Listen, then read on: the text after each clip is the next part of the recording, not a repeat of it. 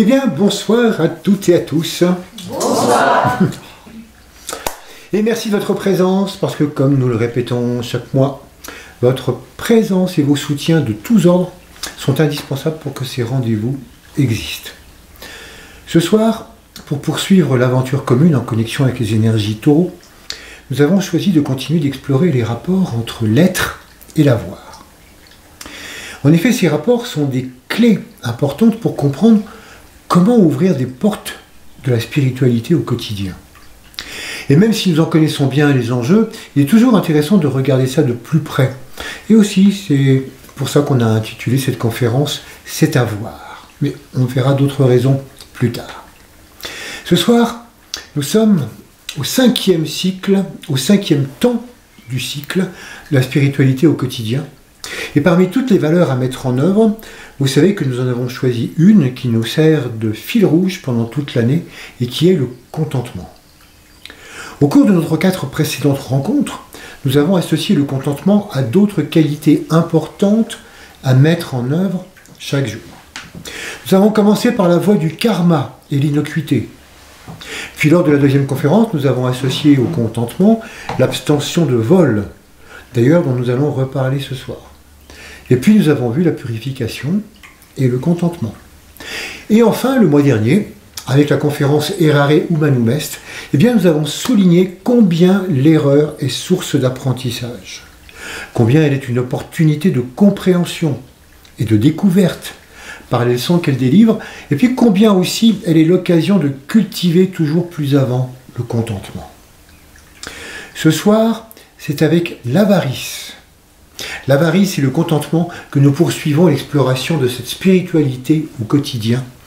Et il ne va pas me manquer de vous apparaître combien les deux façons d'être, que sont l'abstention de vol et l'abstention d'avarice, sont d'un certain point de vue les deux faces d'une même pièce. Abstention de vol et abstention d'avarice. Car voler et être avare font tous deux barrage au principe de partage, qui est relié au processus d'interdépendance dans lequel nous évoluons. En parlant de la pratique du vol, à propos de la nouvelle Adelphité, nous avons été surpris de constater combien cette attitude s'insinue dans bien des actes quotidiens sans même que nous nous en rendions compte. Et aujourd'hui, nous allons voir que l'avarice fait aussi partie de notre existence bien plus souvent qu'il n'y paraît et qu'elle nous réserve aussi un certain nombre de surprises. Pour comprendre le problème du vol en février, nous avions présenté les aspects fondamentaux de la grande loi de l'offre et de la demande. Et nous avions montré combien le vol contrecarre cette grande loi universelle. Il en est de même pour l'avarice. Et c'est pourquoi, pour être clair, nous allons en rappeler brièvement quelques éléments. La grande loi de l'offre et de la demande régit un système énergétique de répartition au sein d'un tout, et qui permet à tous les règnes de la nature de recevoir en fonction des nécessités qui sont les leurs. Chaque demande, chaque besoin rencontre une réponse sous forme d'offre. Tout est là à disposition, tout s'offre. Et c'est dans la rencontre avec une demande que l'échange s'opère et contribue à une transformation. C'est donc une loi d'amour, une loi de rencontre, d'échange, et donc de création. L'humain, bien sûr, en a fait une loi économique d'intérêt personnel, mais dans la nature qui fonctionne sans aucune réticence égoïste ni contrôle particulier, nul ne prend plus que nécessaire, et nul n'agit au détriment de l'environnement.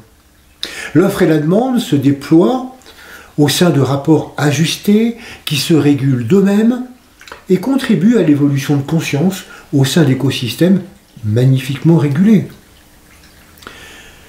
Pour comprendre ce fonctionnement, il est intéressant de se représenter tous les processus d'échange au sein du corps éthérique global, qui est en lien avec l'ensemble des règnes du vivant.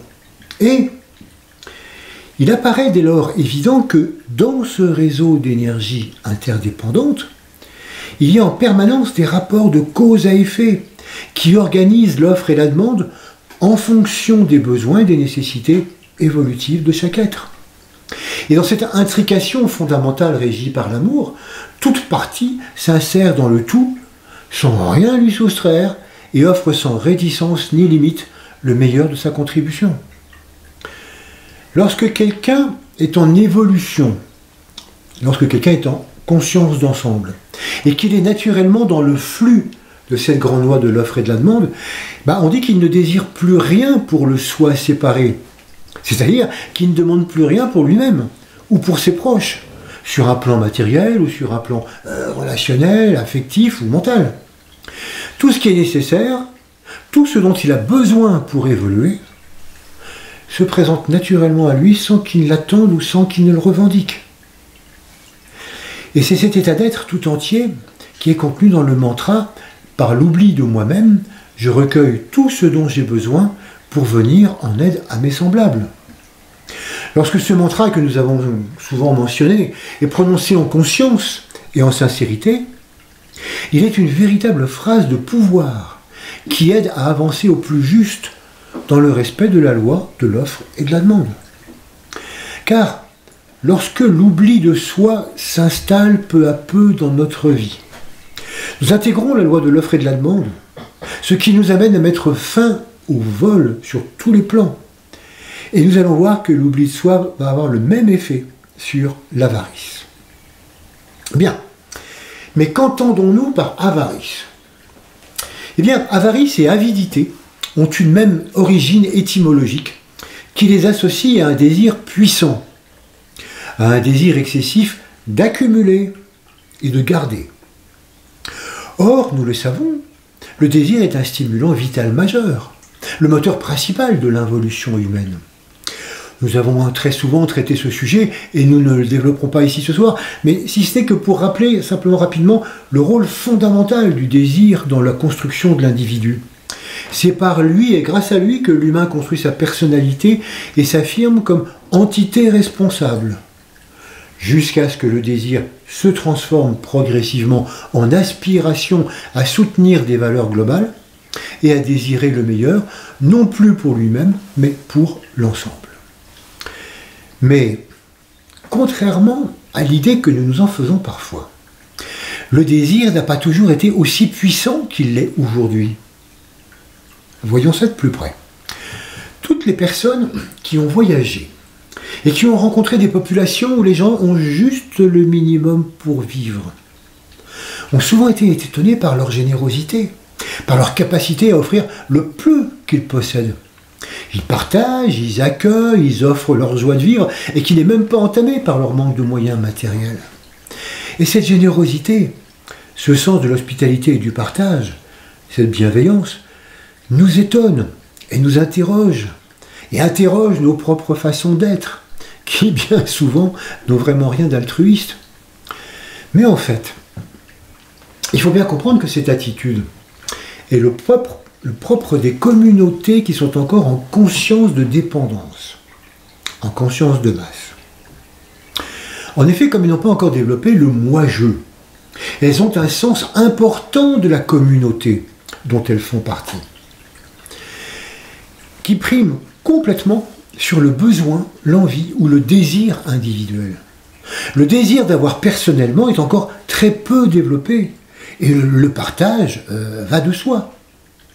Chez ces personnes, la conscience d'indépendance n'est pas encore développée. Et la grande qualité qui émane de leur conscience de dépendance, c'est le sens d'une appartenance commune qui prime sur l'importance que se donne l'individu. Et c'est cette évidence instinctive de l'interdépendance qui préside à l'accueil. Mais plus l'humanité involue, et plus l'individuel prend le pas sur la communauté. Avoir de plus en plus et avoir plus que les autres devient au fur et à mesure impératif. Et cette nouvelle règle donne la première place au désir personnel qui se substitue alors au don et devient parfaitement prégnant et vorace. En conscience d'indépendance, l'individualité acquiert de plus en plus de force. Et la majorité des individus refusent le partage, ou n'y pensent même pas. Et s'il peut leur arriver de donner ponctuellement, ou de faire œuvre de charité pour gagner leur paradis, partager sans idée de profit en retour est une attitude inconnue de tous ceux chez qui le moi est roi et l'importance personnelle à son maximum. Et ça, il est vraiment important, vous voyez, de voir ce tableau général de l'involution du désir, parce que l'avarice, qui n'est qu'un aspect du désir, s'insère dans ce tableau. L'avarice, c'est une attitude d'attachement excessif à ce qui est désiré, et qui génère de l'accumulation et de la rétention. Ainsi, l'avarice isole et coupe du grand processus d'interdépendance des flux énergétiques qui caractérisent les échanges régis par la loi de l'offre et de la demande.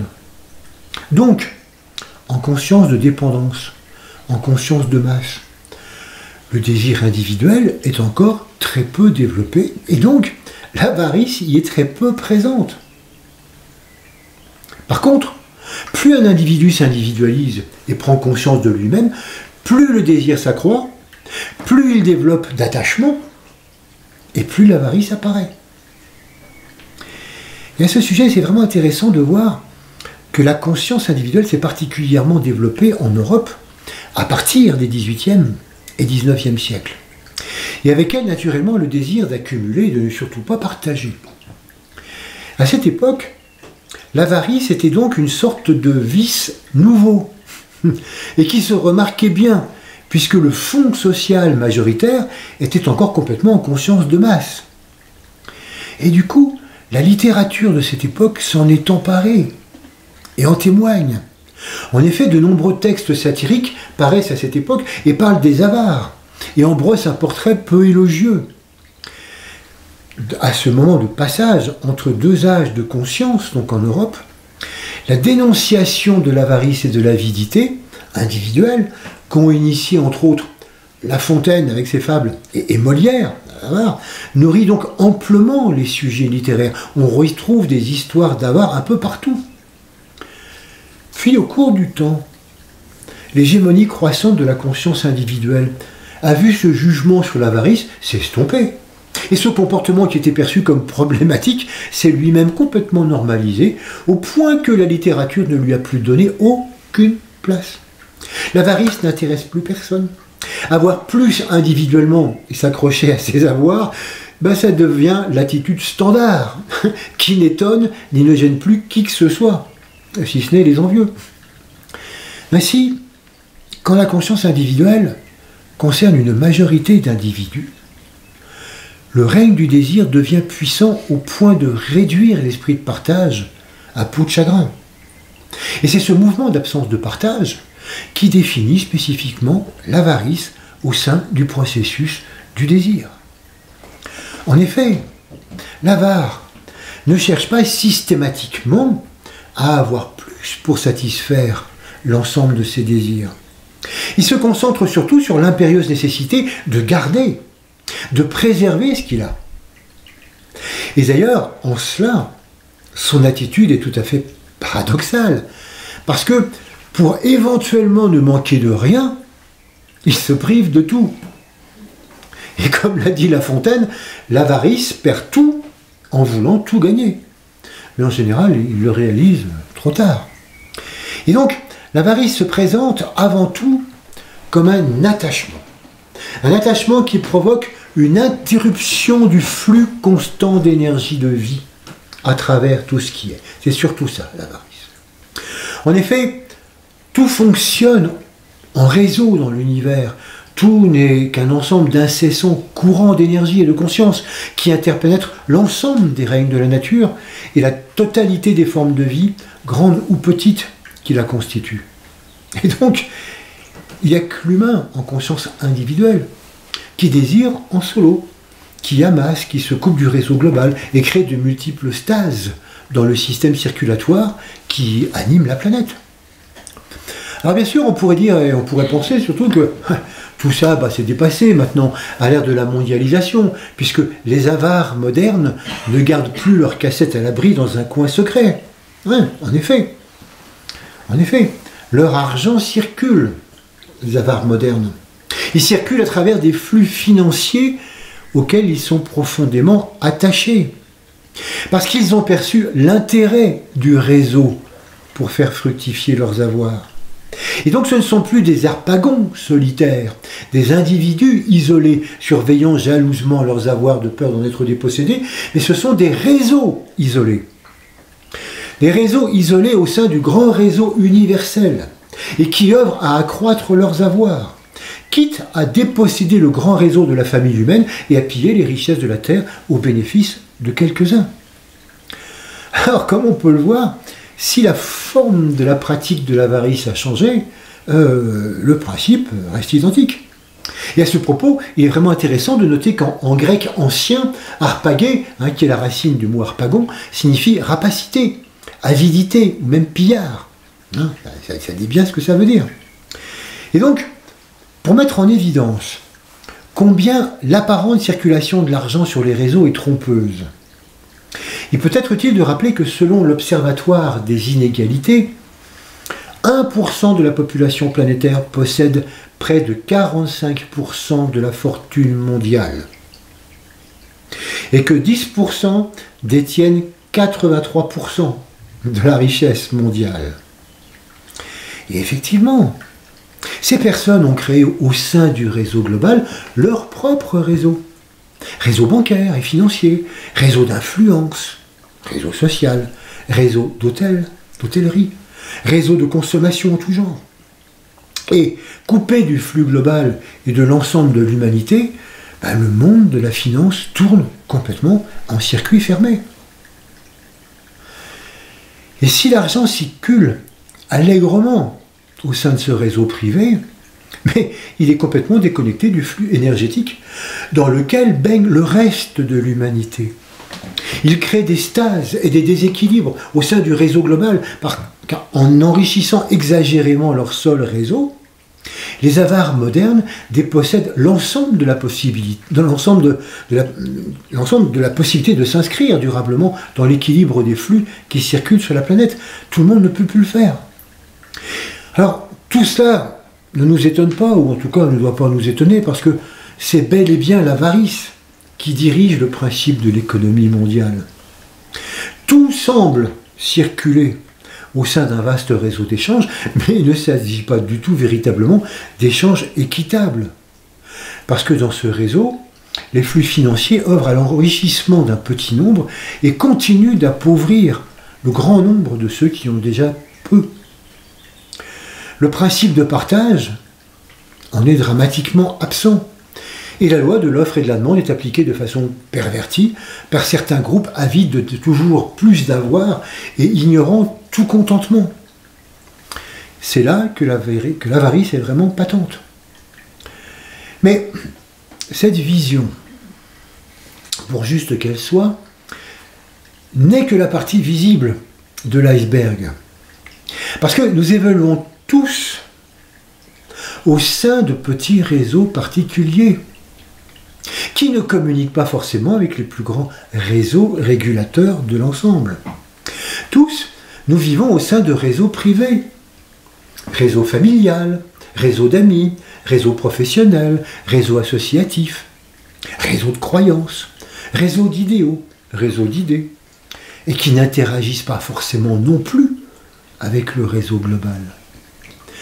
En fait, tant que nous ne sommes pas pleinement en conscience d'ensemble, nous jouons toujours dans la cour de la conscience individuelle. Et à notre niveau, nous alimentons aussi l'avarice sous de multiples formes. Donc, il faut bien concevoir, et ça c'est important, que l'avarice n'est pas du tout le privilège des riches, tant s'en faut. Et d'ailleurs, c'est en cela qu'elle nous concerne tous. Et c'est en cela qu'elle touche profondément la spiritualité au quotidien.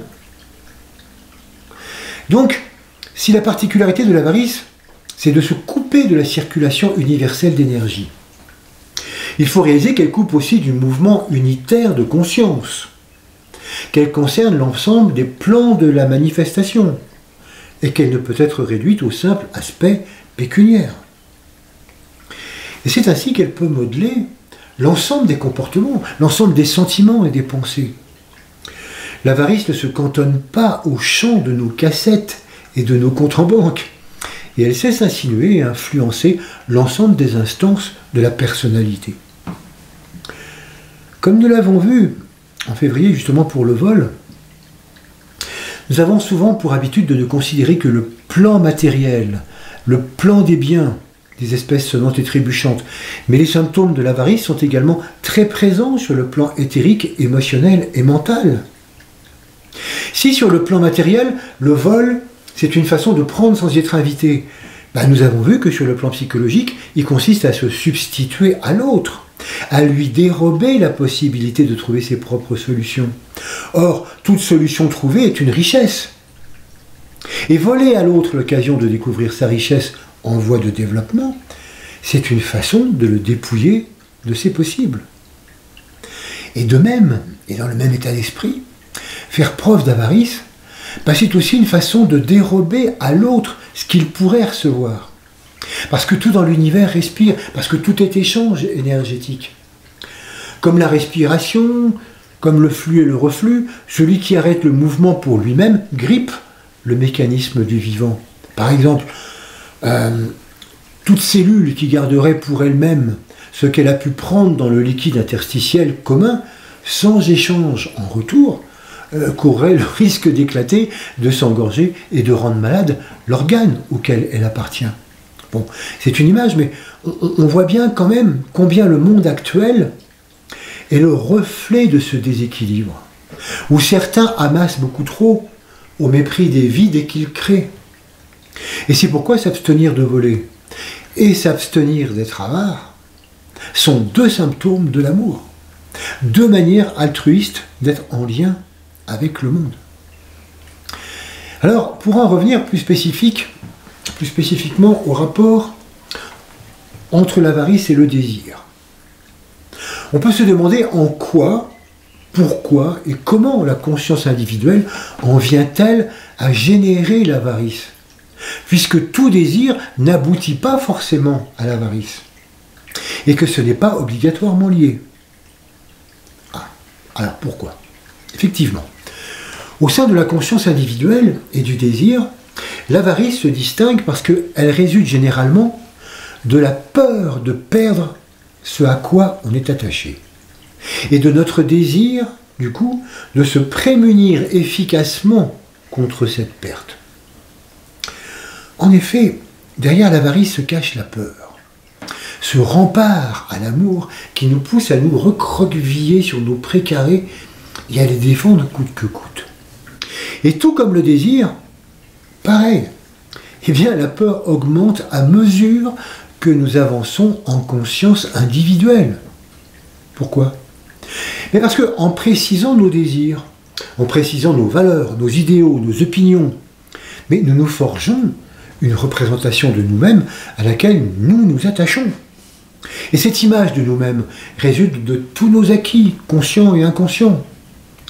Et sans qu'on s'en rende compte, cette image, elle prend le visage de tous nos attachements. En effet, nous sommes attachés à nos avoirs, à nos désirs, à nos valeurs, à nos idéaux, à nos opinions, parce que nous sommes pleinement identifiés à ce qui a construit notre identité. Alors, cette identité, c'est ce que nous chérissons plus que tout, y compris d'ailleurs dans la dépréciation parfois, et pour laquelle nous tremblons à la moindre occasion. Nous sommes notre bien le plus précieux, et nous avons peur de le perdre. Nous considérer comme des formes éphémères, mais ça nous insécurise terriblement. Et d'ailleurs, nous avons peur autant pour nous-mêmes que pour nos proches, que nous considérons comme des extensions de nous-mêmes. Quand réussir sa vie devient l'enjeu qui prévaut sur toute autre préoccupation, nous assemblons les pièces du puzzle de notre identité personnelle. Et là, il serait très malvenu d'être d'un seul coup coupé de tous ces acquis, de ces compétences, de ces paraîtres qui nous donnent une place dans la société. Or, plus nous y tenons, et plus nous sommes vulnérables. Et comme on le voit, là vraiment, nous ne sommes plus du tout dans le « je pense donc je suis » de Descartes, mais dans le « je possède donc je suis ». Et à partir de là, la peur de perdre oriente notre façon de vivre. Parce qu'il s'agit de se protéger. Il s'agit de se protéger de la perte, de se protéger de la mort, comme si c'était possible, et de se protéger contre toutes les petites morts qui réveillent constamment cette faille profonde que représente notre finitude et la finitude de toutes les formes. Bref, la peur crée une dynamique inconsciente de besoin de conservation des acquis, de conservation des habitudes, de faire, de nourrir, de penser. Et cette hyper-protection que nous mettons entre nous et le monde nous coupe du plus grand ensemble au sein duquel nous existons et qui nous confronte à nos multiples thésaurisations, bien souvent inconscientes, mais que nous prenons pour des trésors, alors qu'elles ne sont que des barrages au partage. Elles ne sont que des barrages à la libre circulation des énergies collectives, ce sont des barrages à l'amour. Voilà donc quel est le rapport entre la conscience individuelle, la peur et l'avarice. L'avarice, c'est donc considérer que nous sommes nous-mêmes un trésor et le défendre jalousement. L'avarice, c'est donc se sentir riche d'une multitude de qualités, de compétences, de fonctionnements, de relations, de connaissances, que nous avons peur de perdre, parce qu'à nos yeux, elles nous représentent. On va voir tout ça un peu plus en détail. Alors, pour tenter de mettre à distance ces peurs, nous instaurons toutes sortes de contrôles. Nous cherchons à maîtriser les situations. Nous cherchons à prévoir, à programmer pour ne pas être surpris ou mis à mal par un imprévu qui viendrait tout balayer et tout remettre en cause. Alors, à défaut d'avoir une assurance mort, nous déployons toutes sortes d'assurances vie. Et nous cherchons des garanties. Nous cherchons même des extensions de garanties pour chacun de nos investissements. Quand on est avare, on ne fait aucune confiance à la vie. Et il est évident qu'il faut se prémunir de tout pour ne pas risquer de perdre. Et comme on peut le voir à ce moment-là, alors le contentement est dès lors totalement absent. Mais généralement, intéressant de voir que nos peurs sont beaucoup moins conscientes que les comportements qu'elles génèrent. Et du coup, nous ne manquons pas du tout d'imagination pour inventer de multiples justifications qui viennent nous rassurer sur nos choix. On peut dire par exemple très fermement que, compte tenu de nos responsabilités familiales ou autres, il est prudent, il est conseillé quand même de mettre de l'argent de côté, parce qu'on ne sait pas de quoi demain sera fait. Oui, donc ça justifie d'accumuler. Et que ce soit à travers un livret d'épargne ou un empire financier, la forme est très différente, certes, mais le principe est le même. L'avoir nous rassure. Alors d'autres ne se définissent pas comme avares. Non, pas du tout, je ne suis pas du tout avare. Je suis économe. Ce qui pour eux est évidemment une vertu, parce qu'ils n'aiment pas du tout les dépenses irraisonnables. Ils gèrent au mieux leurs biens et se tiennent éloignés de la folie dépensière du monde. D'autres encore s'attellent au remplissage de leur coupe. Ah oui, on peut imaginer que nous avons tous une petite coupe, vous voyez, qui reçoit et contient tout ce que nous estimons indispensable à notre vie. Mais bien sûr, nous sommes tout à fait prêts à donner aux autres tout le superflu, tout ce qui déborde de la coupe. Je reçois, et quand j'ai ce qu'il faut et que la coupe est pleine, c'est pour les autres. Malheureusement, au fur et à mesure, on a tendance à augmenter la taille de la coupe. Et elles sont parfois d'un seul coup si grandes qu'elles tardent vraiment à se remplir et à déborder. Bon, ça a l'air d'un gag, mais n'empêche que c'est cette façon de penser les flux financiers qui a donné naissance à la fameuse théorie économique du ruissellement, dont on mesure aujourd'hui encore les travers. Enfin, d'autres affirment encore très sérieusement, mais qu'il faut avoir avant de pouvoir être en mesure de redonner. C'est logique, non? Donc tant que j'ai pas, je ne peux pas redonner. Voilà. Vous voyez, toutes ces opinions peuvent paraître justes quand on a une courte vue et qu'on se soucie que d'une logique comptable. Mais c'est pas comme ça que fonctionne l'univers. Le fonctionnement du monde n'est pas une gestion de stock. C'est une circulation permanente d'énergie dans le visible comme dans l'invisible, dans ce qui est quantifiable comme dans ce qui ne l'est pas. Dans l'univers, il n'y a ni vide ni manque. Tout est soutenu par la vie et fonctionne selon la loi de l'offre et de la demande. Mais bon, comme nous l'avons vu le mois dernier, errare humanum est. Et si ces peurs multiples sont des erreurs, eh bien, c'est par elles que nous pouvons progresser en les comprenant, en les dépassant et en ne reléguant pas le contentement à l'arrière-boutique de nos consciences. Toutes ces peurs résultent de l'instinct de conservation des formes qui ne se perçoivent pas du tout en termes de réseau partagé. Toutes ces peurs résultent de notre âge de conscience. Et il est parfaitement normal de les éprouver à notre niveau d'évolution. Alors, nous y réagissons de façon réflexe en cherchant à nous sécuriser par l'ajout de nouvelles formes, par l'ajout de nouveaux désirs, de nouvelles acquisitions, en accumulant de pseudo-trésors physiques, émotionnels ou mentaux. Et c'est ainsi que progressivement, nous devenons des avares qui s'ignorent. En fait, l'avarice résulte de l'intérêt et de l'attachement que nous portons à notre petite personne et aux êtres qui y sont associés. L'avarice, c'est avant tout vivre en vase clos et se soucier avant tout de ce que contient notre vase. Mais encore une fois, on insiste un petit peu là-dessus, l'avarice n'est pas une tare. Se soucier exagérément de soi plus que de l'ensemble, c'est un passage obligé par lequel nous apprenons à nous connaître. L'avarice est une erreur qui, une fois reconnue, nous fait progresser. Mais attention, simplement, elle peut devenir une prison quand nous ne voyons plus les murs de nos individualismes, de nos attachements, de nos accumulations et les dégâts qu'ils causent au monde qui nous entoure. Comme nous le disions le mois dernier, errare humanum est, sed perseverare diabolicum. Alors, pour débusquer les faces cachées de l'avarice, nous allons brièvement passer en revue les différentes situations du quotidien.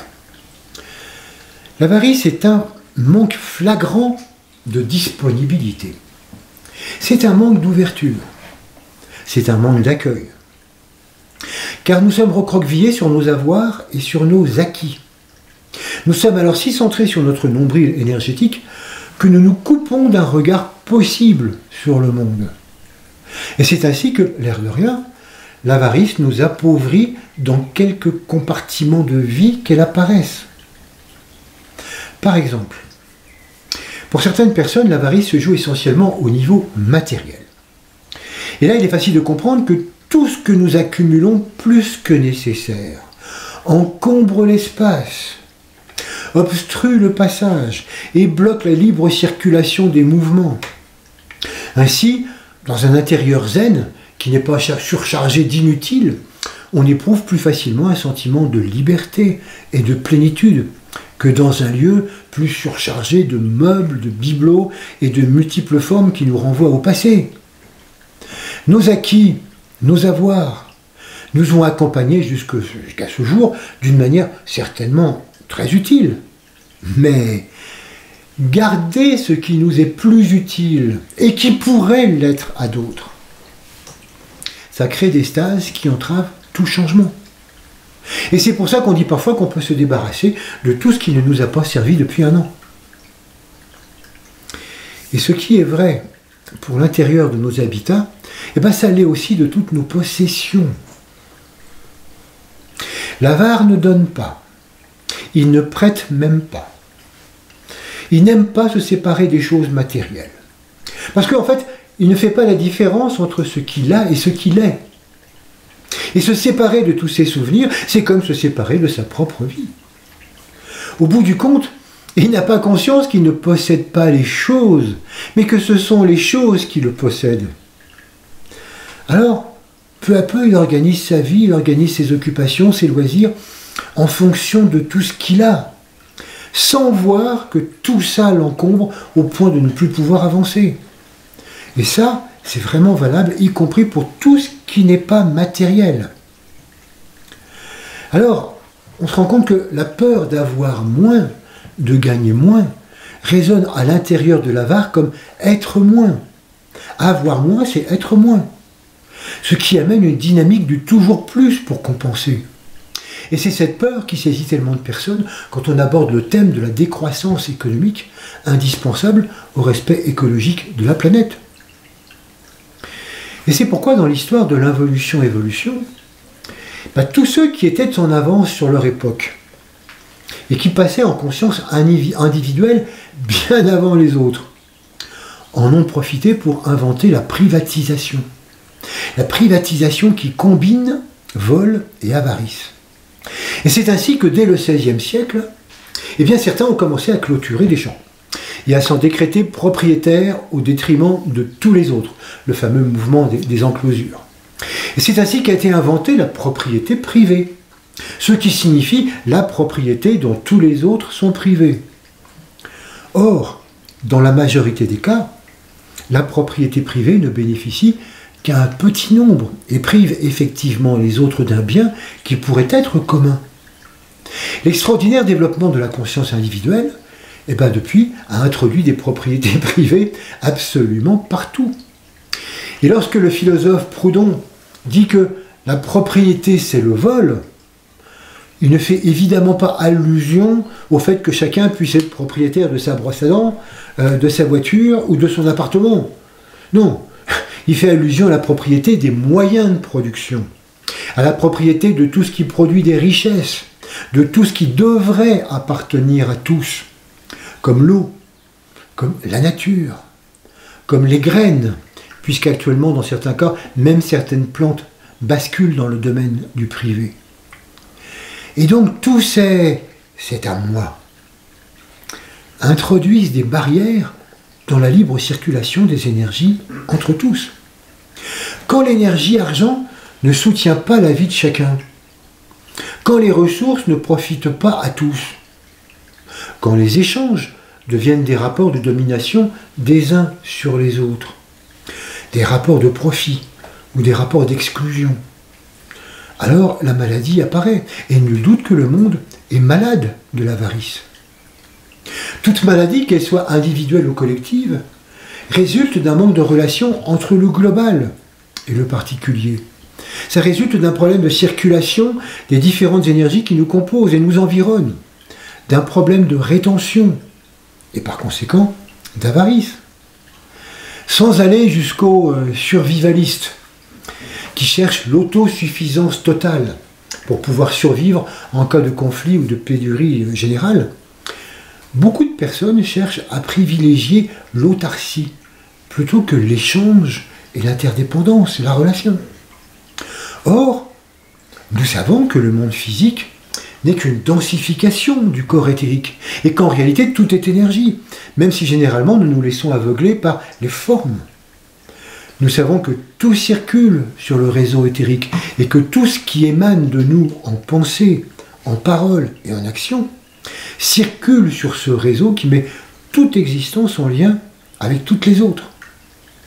C'est par le corps éthérique qu'à notre niveau nous influençons le monde.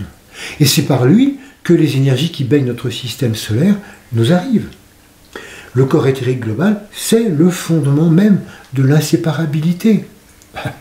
Alors, vouloir construire une existence hors ce système d'énergie, mais c'est une attitude d'avarice.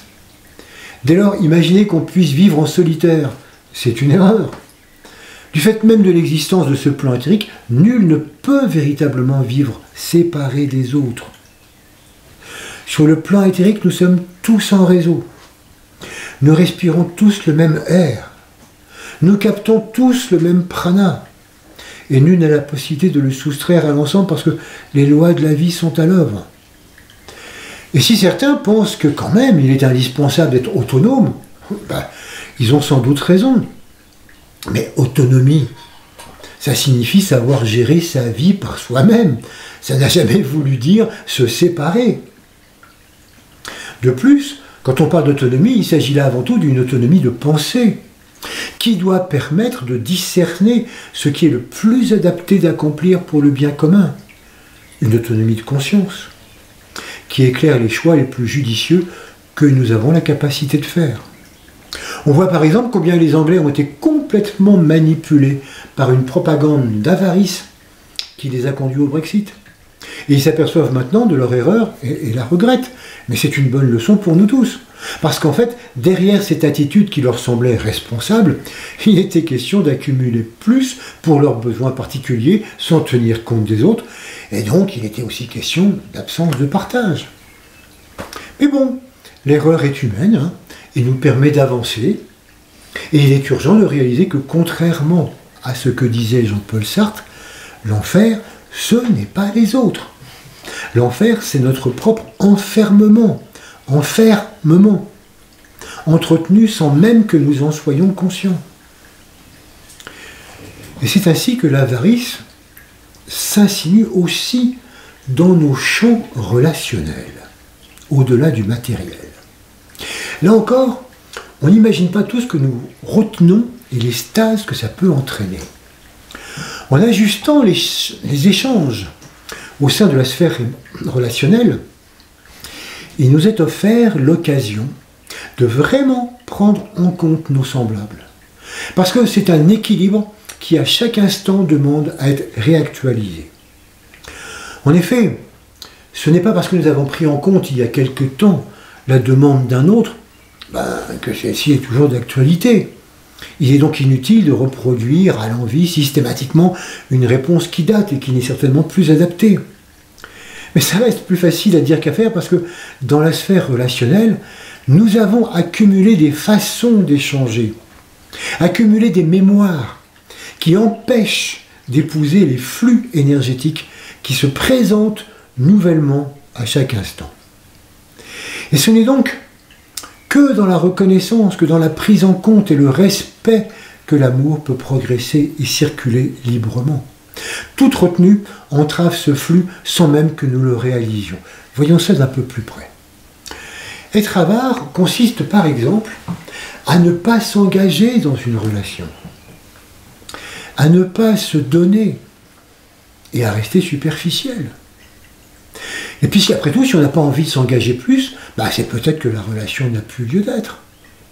Mais alors, pourquoi la conserver?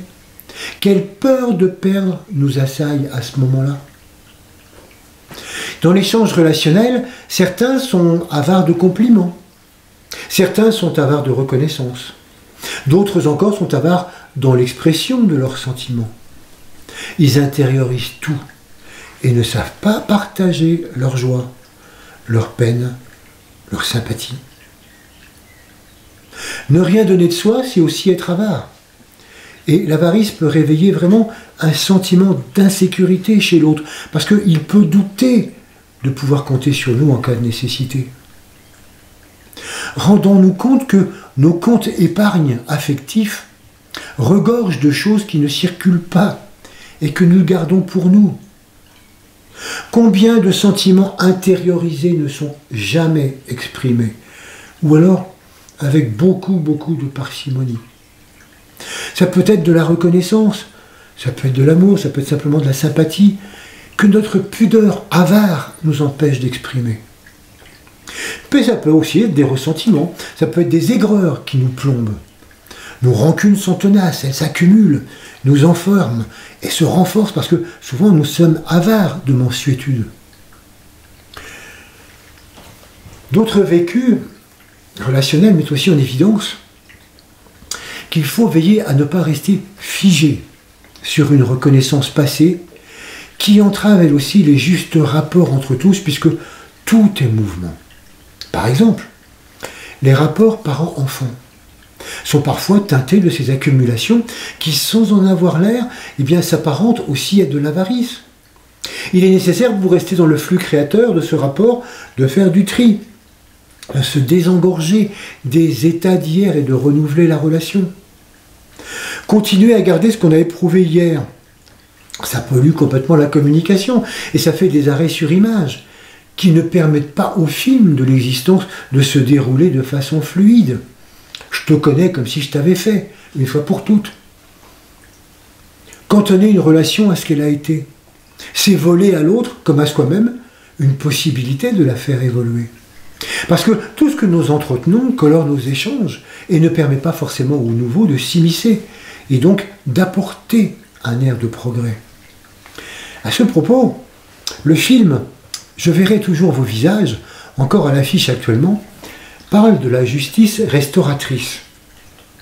Cette justice, librement inspirée de la commission Vérité et Réconciliation, mise en place en Afrique du Sud par Desmond Tutu, permet à ceux qui ont commis des délits et à des victimes prêts à s'engager dans cette démarche de reconnaître l'autre, de se reconnaître eux-mêmes, de rétablir du lien social et de dépasser les arrêts sur image devenus des définitions aliénantes et identitaires qui tournent en boucle et qu'on refuse plus ou moins consciemment de lâcher.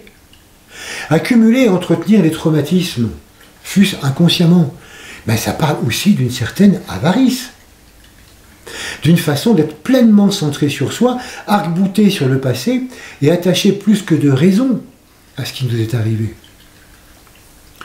Seule la remise en circulation relationnelle permet vraiment de sortir de nos enfermements. Accumuler sans rien lâcher est une expression souterraine de l'avarice qui nous coupe du monde environnant. La vie relationnelle offre de multiples occasions de percevoir si la circulation des énergies est fluide ou entravée par l'avarice. Et puis nous n'en donnons ici que quelques exemples évocateurs. Mais on pourrait simplement terminer par un autre aspect de l'avarice qui se retrouve aussi dans les échanges avec les proches. C'est vouloir garder pour soi ses enfants, garder pour soi son conjoint, ses amis, éviter l'autonomisation des enfants ou la retarder le plus possible en employant divers stratagèmes, conscients ou inconscients. Et c'est faire d'eux un avoir, un trésor que nous cherchons à soustraire au monde, mon trésor. Toute attitude de possessivité envers le conjoint, envers les amis, tout désir de garder pour soi son partage est une forme d'avarice. Ne pas supporter que l'autre nous échappe, qu'il ait une vie propre, parce que nous le considérons comme notre possession. Mais c'est à la base même du crime passionnel. Ça va loin, mais ça va jusque-là. C'est l'avarice qui est à l'origine de la jalousie et qui pervertit le libre-échange relationnel en cherchant à enfermer l'autre pour qu'il ne nous échappe pas et pour que personne ne puisse nous le dérober. Comme vous voyez, les occasions d'être avares ne manquent pas. Nous sommes avares quand nous ne donnons pas. Nous sommes avares quand nous accumulons. Et nous sommes avares quand nous retenons. Ma cassette, qui a pris ma cachette? La fameuse tirade d'Harpagon nous montre bien à quel point vol et avarice sont reliés. Et tout comme le vol, eh bien l'avarice prend parfois l'habit de celle qui n'en a pas l'air. C'est ce qu'on découvre par exemple sur le plan mental. Contrairement à ce qu'on pourrait penser, le rôle du mental est aussi d'être dans la relation. Le rôle de mental, c'est d'être un passeur entre les idées abstraites et fondamentales et leur mise en œuvre. Or, nous fonctionnons souvent avec un mental fondé sur la mémoire, qui n'est rien d'autre qu'une rétention de la circulation d'énergie mentale. C'est en nous fondant sur notre propre mémoire et sur toutes les mémoires emmagasinées dans le monde que nous élaborons le plus souvent notre pensée. Ces pensées sont généralement que des redites, des formulations différentes de ce qui existe déjà. Et c'est donc un véritable fonctionnement en circuit fermé, qui n'apporte rien de nouveau au monde, même si ça nous satisfait pleinement. Contrairement à ce qui se passe sur le plan physique et émotionnel, il ne s'agit pas là uniquement d'un problème relié à l'attachement et à la peur, mais aussi de notre manque d'entraînement mental.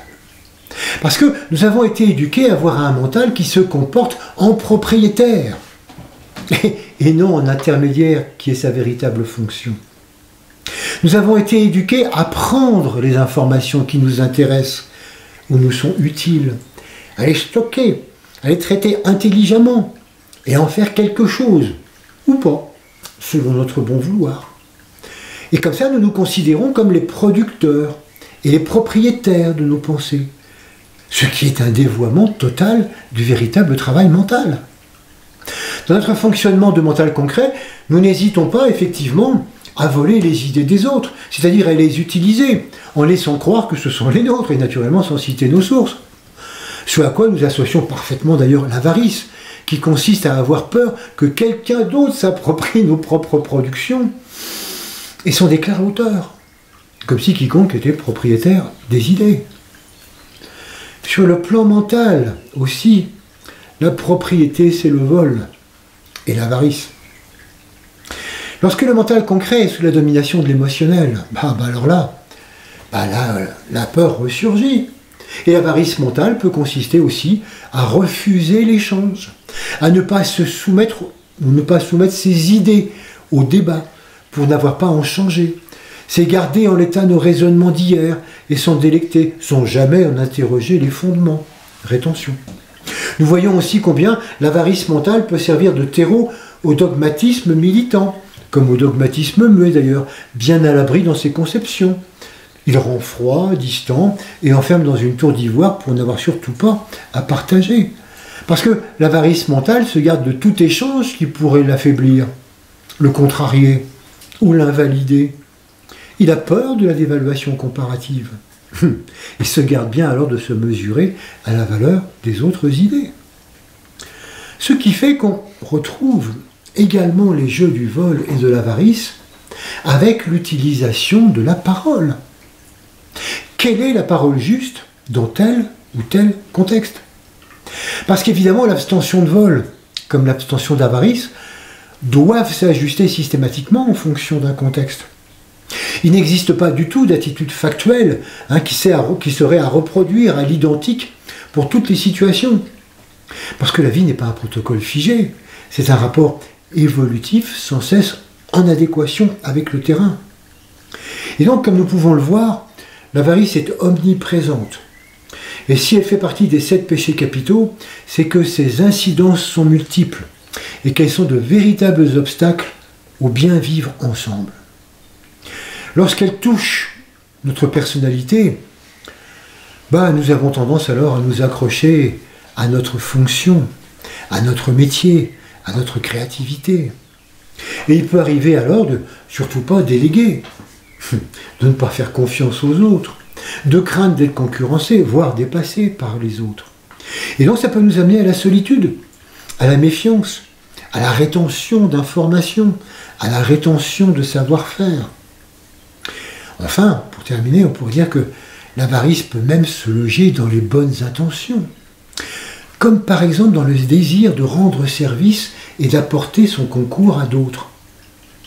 Selon l'intention qui motive ces actions, la personnalité peut chercher en fait à engranger un capital sympathie dont elle tirera profit et qu'elle saura faire fructifier. Donc là où semble s'afficher la générosité, il peut être aussi parfaitement question d'avarice.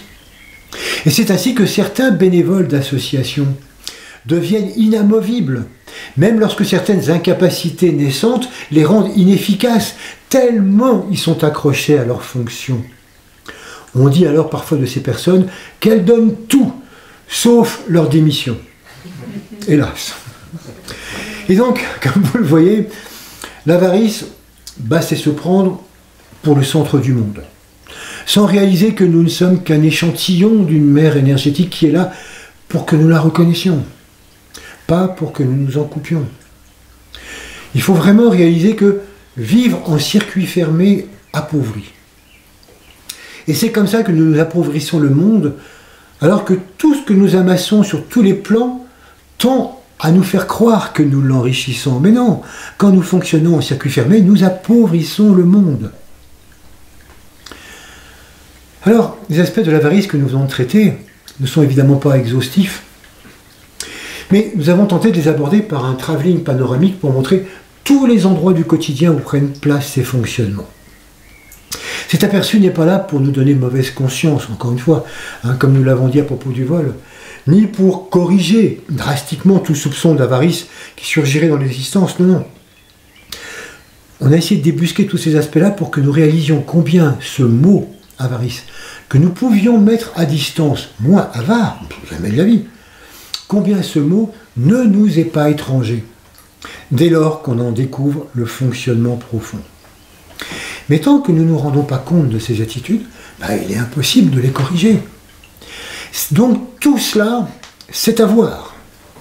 C'est la raison d'être profonde du titre de la conférence de ce soir, qui nous donne aussi à réfléchir au verbe avoir et au manque de vision claire, souvent associé à l'avoir.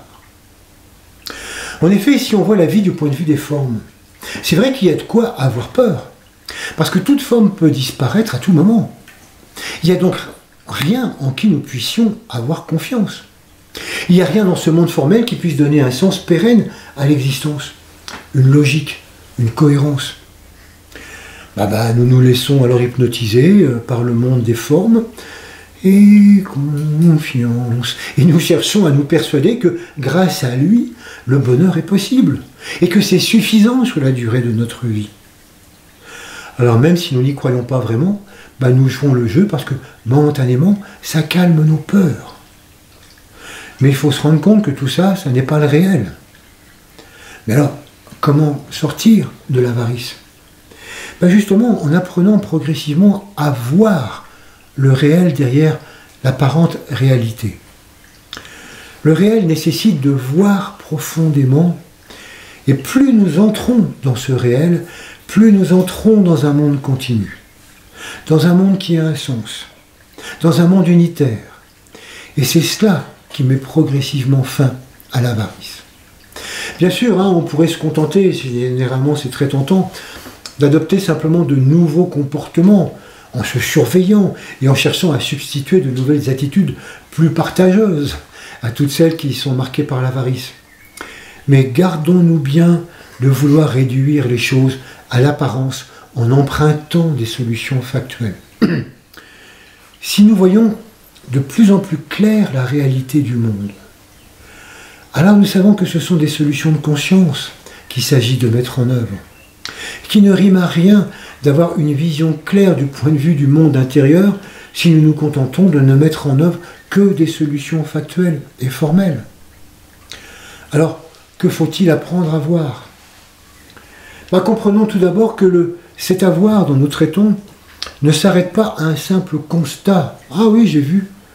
Mais qu'il implique aussi de comprendre la nature de nos attachements et de nos accumulations. De comprendre combien ils font obstruction à la réception et à la libre circulation des énergies qu'il nous appartient de diffuser. Et intéressant de savoir qu'à chaque sens, chacun de nos 5 sens, correspond une mise en œuvre. Et en ce qui concerne le sens de la vue, il est directement en rapport avec les jambes et la capacité de marcher, la capacité d'avancer. Et en effet, très pratiquement, quand on ne voit pas, on ne peut pas aller très loin, tout seul. Alors ce que dit le titre de cette conférence, c'est à voir, c'est qu'une fois que c'est vu, notre capacité à nous mettre en marche doit s'activer pour apporter des réponses les plus ajustées à ce que nous comprenons. Ne pas voir, ne pas comprendre, c'est éviter d'avoir à bouger. C'est éviter d'avoir à se mobiliser pour éviter d'assumer sa responsabilité effective dans le devenir du monde. Voir, c'est donc primordial. Donc, voyons. Voyons et réalisons que le monde fonctionne en réseau et que la spiritualité au quotidien demande d'en tirer leçon et de s'inscrire dans cette interdépendance. Le monde ne peut pas fonctionner d'une manière harmonieuse si nous le percevons de manière clivée. Alors intellectuellement, nous savons tout cela, mais la mise en œuvre ne suit pas parce que généralement, nous n'avons pas la vision éthérique. Cette vision subtile de l'au-delà des apparences qui témoigne effectivement de l'inséparabilité. Et c'est vrai que ce manque de vision nous handicape pour agir conformément à ce que nous savons. Si l'avarice est un péché capital, c'est qu'elle nuit à l'ensemble en entravant le flux du vivant. C'est qu'elle barre le chemin qui mène au nous. Mais encore une fois, ne nous jetons pas la pierre parce qu'il a eu sa fonction, celle de cultiver le moi-je afin qu'il puisse pleinement servir l'ensemble. Mais aujourd'hui, voyons qu'on ne peut pas sortir de l'avarice tant qu'on demeure dans l'importance personnelle. Ça a été important, mais si on y reste, on ne peut pas sortir de l'avarice. Passer pas à pas de l'avoir à l'être nécessite d'emprunter la voie de l'oubli de soi. Parce que ce n'est que dans l'oubli de soi, dans l'effacement progressif du personnel, qu'on peut se mettre à disposition de l'ensemble sans rien attendre pour soi-même. Ce n'est que dans l'oubli de soi qu'on ne vole et qu'on ne retient plus rien d'une manière abusive. Mais attention, il ne s'agit pas de s'inhiber et de s'effacer de façon artificielle pour répondre à des commandements moraux, non pas du tout. L'abstention de vol, comme l'abstention d'avarice, résulte d'un changement de conscience. Ils se mettent en place en cultivant l'amour au quotidien, cette force qui vient à bout des peurs et des séparatismes, comme notre unité intrinsèque est enfin reconnue. Et c'est quand il apparaît progressivement nécessaire de faire passer l'intérêt du plus grand nombre avant le sien qu'on progresse en amour. L'oubli de soi n'est qu'une conséquence de cette avancée. Et lorsque le fruit est mûr, il se détache de l'arbre. L'avarice vient nous dire que nous sommes le fruit de nos identifications multiples et qu'il vient un temps où le détachement s'impose. Alors, entre s'offrir et tout garder, nous cheminons vers l'ensemble en nous offrant d'abord avec parcimonie, puis de plus en plus joyeusement, à mesure que nous reconnaissons et que nous laissons tomber toutes nos peurs. Voyons aussi que le problème ne se situe pas dans l'avoir, mais dans l'avoir seul. Par l'oubli de soi, nous apprenons progressivement à avoir ensemble, avoir des richesses en partage, avoir des idées en partage, avoir des valeurs en partage, des biens en partage, des espaces en partage. Grandir en amour au quotidien, c'est désirer pour l'ensemble, c'est fondre son désir dans l'aspiration pour le bien du plus grand que soi. C'est travailler ensemble à l'enrichissement de tous, sur tous les plans. Voyons aussi l'abondance qui existe partout sur Terre, et qui sera très largement suffisante à partir du moment où l'esprit de partage se frayera un chemin dans les consciences humaines. Alors, il remplacera le besoin de croissance continue. Voyons combien ça nécessite aussi une confiance totale dans tous les réseaux de vie et dans tous les réseaux de conscience du monde dans lesquels nous vivons. Cette interdépendance, qui est une évidence du côté intérieur de la vie, ça doit le devenir aussi dans l'existence. Et puis, ça nécessite aussi que nous ayons une confiance totale dans l'être essentiel que nous sommes. Confiance dans le fait que nous sommes des âmes en mission pour que se réalise le plan d'amour sur Terre. Voyons que cette confiance exige un saut de conscience, du particulier vers le global, qui à notre niveau n'a strictement rien de naturel, parce que les peurs de manquer, quelles que soient les formes qu'elles prennent, sont bien ancrées en nous. Et ce saut de conscience nécessite de s'offrir au global, sans retenue. Voyons qu'en sortant de l'avarice, du désir profond pour nous-mêmes ou pour les nôtres, nous entrons dans le véritable partage. Et que nous devenons des passeurs d'énergie, passeurs de conscience. Et que c'est ainsi que nous entrons dans la véritable fonction de l'humanité, être passeuse d'énergie-conscience entre les règnes supra-humains et les règnes subhumains. Du coup, ça nous mène à découvrir pleinement cette énergie, cette vie d'énergie-conscience qui n'est qu'abondance. Alors, riche de tous nos potentiels, il ne nous reste plus qu'à nous offrir comme intermédiaire entre ce qui doit être et ce qui peut être. Voilà tout ce que nous avons à voir, à comprendre et à commencer à mettre en œuvre en cette période si particulière reliée à la pleine lune de l'énergie taureau. Cette pleine lune, comme beaucoup d'entre vous le savent, correspond à ce qui est appelé la fête du Vésak. C'est le moment le plus intense de relation d'énergie-conscience entre la sphère la plus haute de la planète, nommée Shambhala, la communauté de tous les initiés, qu'on appelle la hiérarchie, l'humanité et tous les règnes de la planète.